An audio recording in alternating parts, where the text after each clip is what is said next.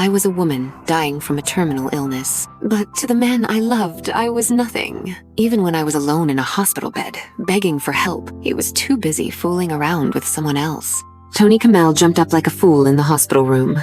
"Julia, I'll make sure you're happy every single day. Let's create a miracle together." After a period of recovery in the hospital, once Julia Lopez's vitals had stabilized, Tony Kamel took her to a coastal city. On the way to the airport, Julia Lopez once again saw the continuation of Jason Smith and Latina Mera's grand wedding on the news. Tony Kamel watched her anxiously, afraid she might have a reaction. But Julia Lopez was calm, so calm it was as if her heart was no longer in her chest, completely unaffected. "Julia, seeing you like this makes me happy." Tony Kamel had always been straightforward when it came to feelings. "Tell me." Julia Lopez smiled softly, a light returning to her eyes. She reached her hand out the window, feeling the wind brush against her skin, feeling the vitality of nature. The past 9 years, Julia Lopez's world had been too narrow, her heart and soul tied to Jason Smith alone, missing out on so many beautiful things. From today on, she was going to live for herself, prioritize her own happiness, like starting a new relationship with Tony Kamel. Jason Smith sat stone-faced, watching Latina Mera smiling sweetly as she toasted with friends and family. Many were curious about how quickly the wedding was resumed after its abrupt interruption, not to mention Jason Smith's obvious reluctance. But no one dared disturb him.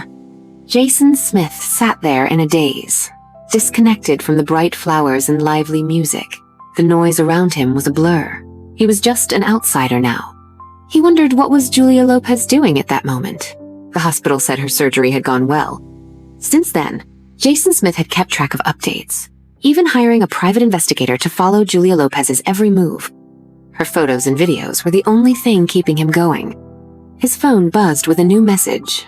"Mr. Jason, Miss Julia, and Mr. Tony are heading to the airport. Looks like they're leaving the city." So now he didn't even have the chance to live under the same sky as her?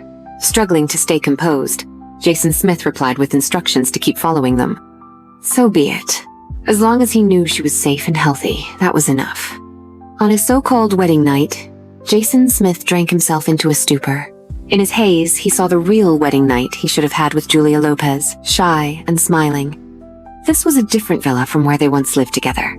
That home had become a forbidden spacino one was allowed in, not even himself. He had to preserve every trace of Julia Lopez. Latina Mera looked angrily at the unconscious, drunken Jason Smith. Was he really just tossing her aside after using her? Even during the marriage registration and wedding, he looked like a corpse. But time was on her side. Once she gave birth to a child, she refused to believe Jason Smith would remain indifferent. Latina Mera had her plans, but Jason Smith gave her no opportunity. He not only refused to share a bed, eventually stopped coming home altogether. Busy, always an excuse. The Lynn family kept pressuring her to get pregnant and secure an heir to inherit Jason Smith's wealth. Latina Mera wanted that too. Back then, their chemistry had been great. Who would have guessed this man, after losing Julia Lopez, would suddenly play the loyal widower? Pathetic. Several times she tried to sneak into his bed, but Jason Smith coldly rejected her. Though he said nothing, his eyes alone were enough to make her want to crawl into a hole. Ever since Julia Lopez left, Jason Smith used work to numb himself. He had always been a bit of a workaholic, but now he worked like a machine, tireless. The people around him could hardly keep up. Some who were close to Latina Mera privately complained to her. Isn't Mr. Jason still in the honeymoon phase? Isn't he pushing himself too hard? Latina Mera was no longer Jason Smith's secretary, and even if she wanted to return to that role now, it was impossible. She knew very well how much Jason Smith was avoiding her. Only outsiders still believed she carried any weight as Mrs. Jason. Since Jason Smith rarely came home at night, Latina Mera didn't spend much time alone. She quickly returned to her glamorous ways, flitting between parties and nightclubs like a fish in water. Now, even the Mera family looked to her for approval. This seemingly glamorous marriage still held value. Late at night, Jason Smith got into a car to go home. Yes, home. The house he shared with Julia Lopez was still the only place that felt like home to him. Carlos Garcia noticed him, leaning back with his eyes closed, and slowed the car, playing some soft, calming music. Lately, Jason Smith had been working like crazy, treating himself like a machine. At this rate, his body would collapse sooner or later. Carlos Garcia knew it was all because of the former Mrs. Jason. His biggest realization about Jason Smith was that in this world, there truly is no medicine for regret. Some people, you think they'll always be there, so you act recklessly, take them for granted, not realizing their heart can turn cold, never to be warmed again. And the person who once made her feel loved it will never be you again. Jason Smith slept deeply, with a rare hint of peace, simply because he knew where he was going.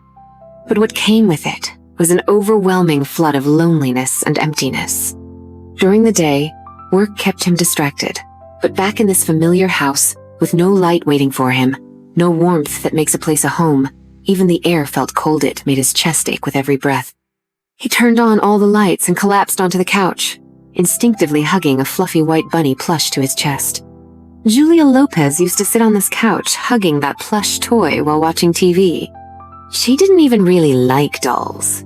Jason Smith knew she had always wanted a warm, affectionate pet like a cat or dog. But he thought it was a hassle and refused to let her have one. Jason Smith used to say, "Your attention can only be on me, otherwise I'll get jealous and throw it out." Julia Lopez would snuggle into his arms, laughing helplessly. "But I get so bored alone at home." "Then go shopping or to a spa. Once I'm less busy, I'll take you to Europe for a vacation." Jason Smith made the decisions, never really listening to her heart.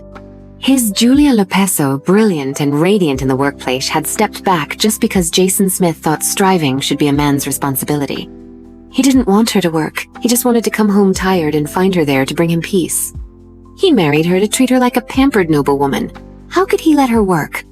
Besides, inside and outside the company, there were always clueless idiots trying to pursue Julia Lopez, completely ignoring the ring on her finger. Was the diamond not flashy enough? Jason Smith said he wanted a warm, peaceful home. So Julia Lopez retreated from the workforce, from standing beside him to standing behind him step by step until another woman took her place at his side. The happiest part of Julia Lopez's day was when Jason Smith came home, but he came home later and later, less and less. Later, Julia Lopez mentioned wanting a child. What did he say back then? Jason Smith said the company was still in its growth phase. He was too busy, it wasn't the right time for a child. He said a child needed not just material wealth, but also a father's presence. And so they postponed, until there was no more chance. If they had a child, would things have been different? His phone chimed with a notification. Jason Smith sat up, alert. It was a message from the private investigator he'd hired. The PI had sent some photos on a beach at night. Julia Lopez and Tony Camel were releasing sky lanterns. Jason Smith devoured the sight of Julia Lopez. Out so late, still looking pale and unwell. Was Tony Camel really taking proper care of her? By the seaside, make a wish. After getting the sky lantern ready, Tony Camel handed Julia Lopez a pen. "You still believe in this?" Julia Lopez chuckled. If the heavens were watching, she'd wish to go back to before she met Jason Smith to stay by her parents' side and cherish the time. In that moment, Julia Lopez was devout and serious. Hope shimmered in her eyes. Tony Camel felt a pang of ache in his chest, like something had stung him.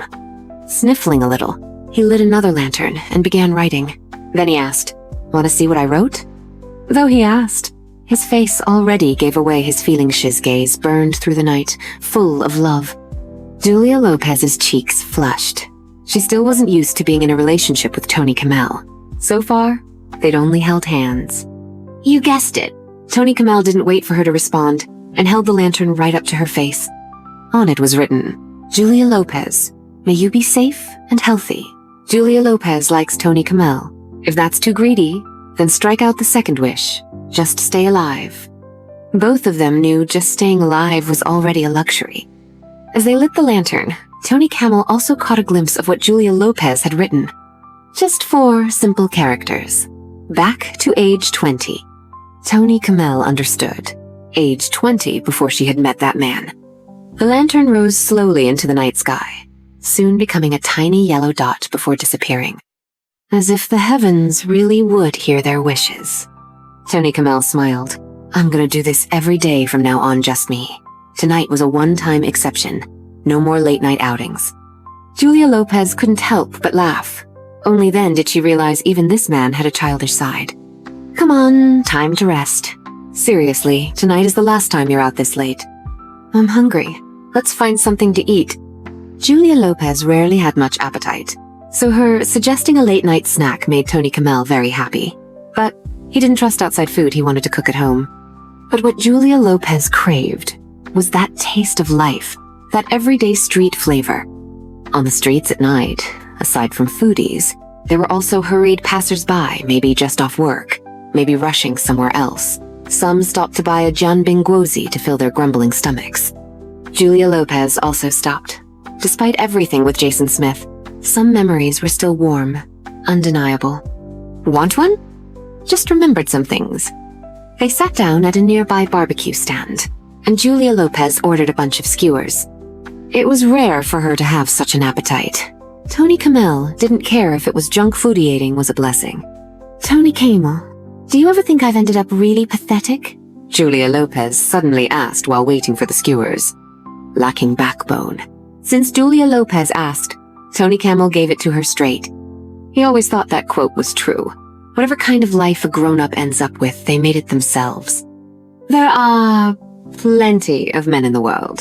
Julia Lopez just refused to see them. Plenty of single women living well, Julia Lopez just couldn't let go. Tony Kamel believed she didn't love herself. Someone who doesn't love themselves, there's something wrong. It's even shameful. After seeing too much death and suffering, Tony Kamel's rationality had turned nearly cold. But that coldness melted, bit by bit, once Julia Lopez entered his life. I know people change easily. A lifetime is so long. I just never thought he would. Julia Lopez smiled faintly.